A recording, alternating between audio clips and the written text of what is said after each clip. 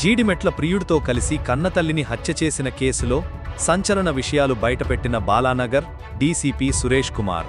మొదటి భర్త కూతురు కావడంతో తనని సరిగ్గా చూసుకోలేదని, చిన్న కూతుర్ని మాత్రం బాగా చూసుకుంటుందని, తనని చిత్రహింసలు పెడుతుందని 7వ తరగతిలోనే పోలీసులకు ఫిర్యాదు చేసి కొద్ది రోజులు హోంలో ఉన్న యువతి.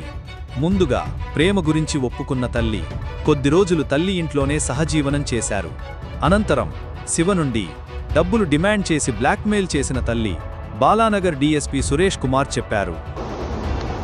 అంజలి కూడా ఫస్ట్ భర్త కూతురుకిను, సెకండ్ భర్త కూతురు చిన్నమ్మాయిని మంచిగా చూసుకొని పెద్దమ్మాయిని మంచిగా చూడకపోవడం, ఆ తర్వాత అనేక సార్లు అబ్యూజ్మెంట్ చేయడం, అట్లకళ్ళతో వార్తలు పెట్టడం, ఇవన్నీ కూడా తరచూ చేసేది అంటూ ఫ్రెండ్స్ అందరు కూడా చెప్తున్నారు. అదే కాక శివతో అమ్మాయి రిలేషన్షిప్ ఉన్నప్పుడు వాళ్ళ మదర్ ఫస్ట్ యాక్సెప్ట్ చేసింది. వీళ్ళు కూడా లివింగ్ రిలేషన్షిప్ లో ఇంట్లోనే ఉన్నారు. వాళ్ళ మదర్ కూడా పెళ్లికి ఒప్పుకుంది. ఆ తర్వాత శివాని డబ్బుల కోసం బ్లాక్మెయిల్ చేయాలనుకుంటుంది.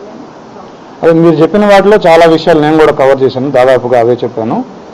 సో మీరు అన్నట్టుగా ఈ అమ్మాయి ఒక 3 సంవత్సరాల క్రితం 7th క్లాస్లో ఉన్నప్పుడు పోలీస్ స్టేషన్కి వచ్చి తల్లి మీదనే కంప్లైంట్ చేసి నేను ఉండను ఈ విడితోట అని చెప్పేసి హోమ్లో ఉన్న మాట కూడా వాస్తవం, అది కూడా జరిగింది. ఈ అమ్మాయి మా ఇంట్రాగేషన్లో కూడా దాదాపుగా మీరు చెప్పిన పాయింట్లన్నింటినీ కూడా ఏకీభవిస్తూ ఈ అమ్మాయి చెప్పిన పాయింట్లు నన్ను ఎక్కువగా కొడుతూ ఉండేది అనేది, నన్ను ప్రేమగా చూసుకోలేదని నాకు అనిపించిందని కూడా అమ్మాయి చెప్పడం జరిగింది.